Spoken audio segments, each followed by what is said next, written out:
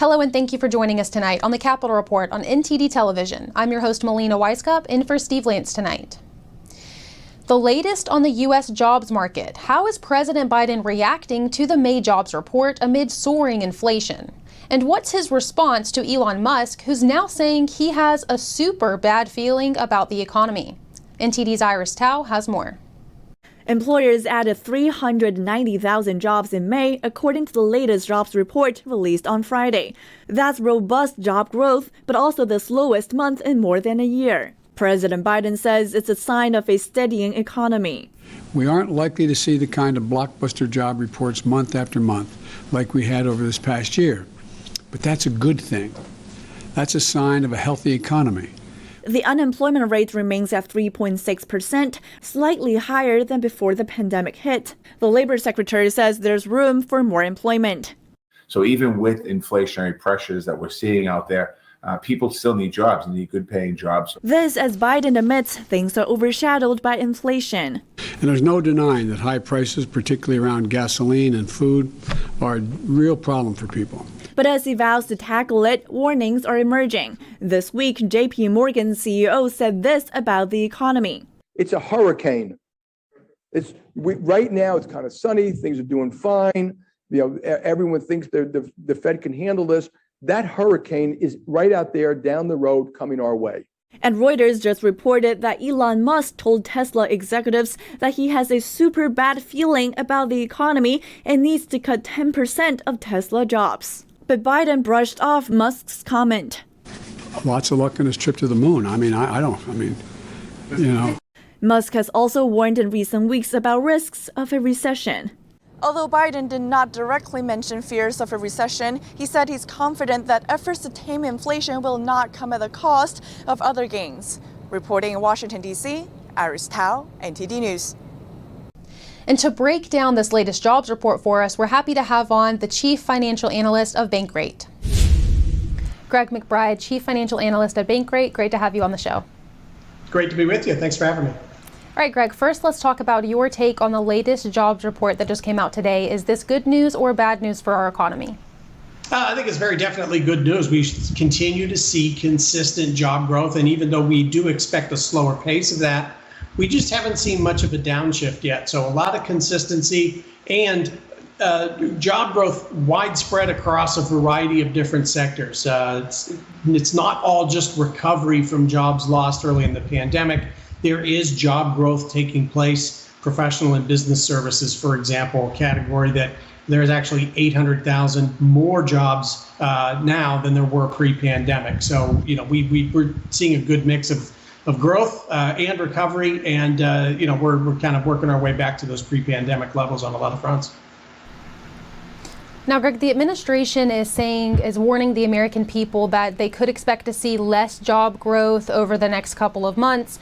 And the administration is saying that this is a good sign because it means the economy is slowing down, and that's a good thing right now to fight to slow inflation. How do you view this message, and is it a solid one? Well, from an economic perspective, we are going to see slower pace of job growth. The cost of money is going up, and there's not going to be as much money sloshing around the economy because of tighter policy. And the idea of that is to slow the economy and reduce demand and bring inflation down. Now, part and parcel to that is we will see a slower pace of job growth. We only need about 150,000 jobs per month to keep up with population growth. So when we've been running at 300,000 and 400,000 month in, month out, it's definitely soaking up all the slack. And we're at the point now where we have 2 open jobs for every unemployed individual. So that's a gap that even the Federal Reserve themselves has kind of pointed to as a gap they want to close. Do you think Americans should feel confident about the economy right now? We know the Federal Reserve is in a tight position to cool off inflation without tipping us into a recession. How do you think things are going, and how likely do you think a recession is at this point? Well, the recession talk is more around 2023 or maybe even beyond. It's not 2022.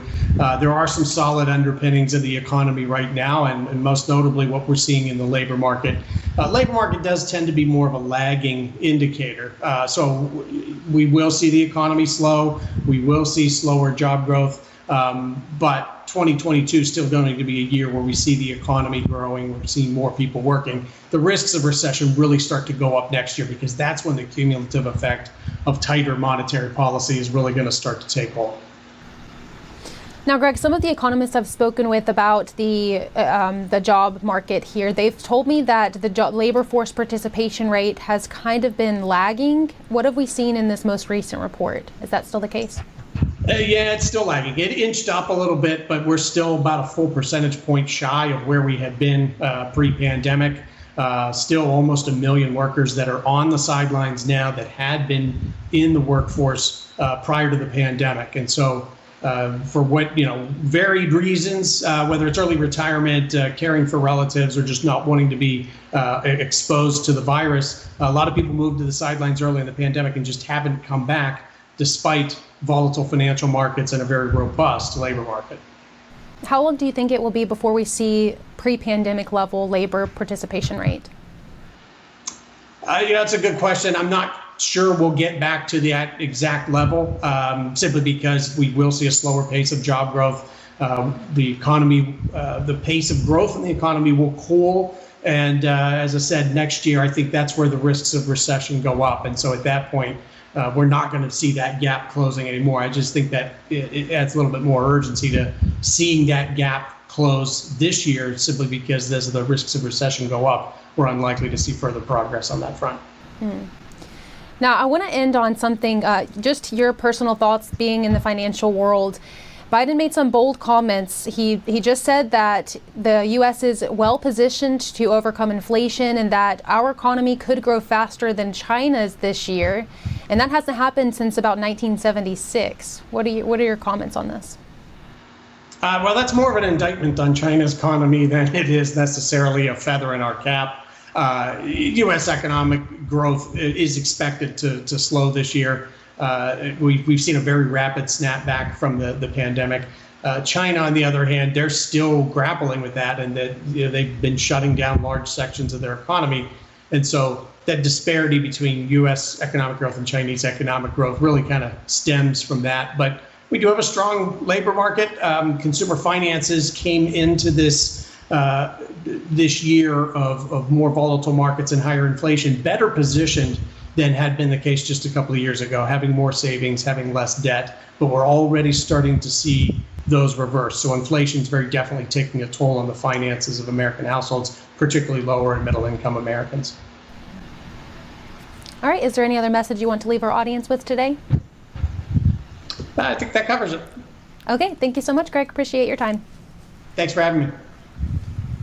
Today, the Victims of Communism Memorial Foundation opened their 1989 Tiananmen Square exhibit for the anniversary of the massacre. Artifacts include students' tents, letters from jailed democracy activists, and a painting of the youngest victim, only 9 years old. A spokesperson told us that most Americans don't know that the Chinese communist regime crushed student protesters in 1989 for demanding human rights and basic freedoms. The disproportionate and unbelievable and violent response that they were met with from the Chinese government, which was that thousands of tanks came out onto the streets of Tiananmen and crushed these students in their demands that they were making for freedom. She says that many Americans, millennials in particular, do not understand communism.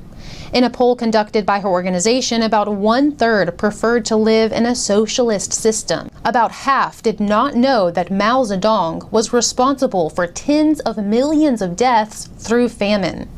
The Tiananmen massacre is a censored topic in China. Mothers of Tiananmen collected photos of about 200 students who were killed, but the real number of deaths is believed to be in the thousands. I think an important message is that people can't take freedom for granted, and to know about the brave struggle of those who have fought for it. The Victims of Communism Museum memorializes over 100 million people murdered by communist regimes. The foundation is opening a museum in Washington, D.C. later this month on June 13th. And that's all we have for you tonight on the Capitol Report this evening. You can visit us at ntd.com to stay up to date on all of the latest news. From Washington, D.C., I'm Melina Weiskup. Have a great weekend, and we'll see you next week. Thank you for watching the Capitol Report. If you want to see our full broadcast, check us out at epochtv.com.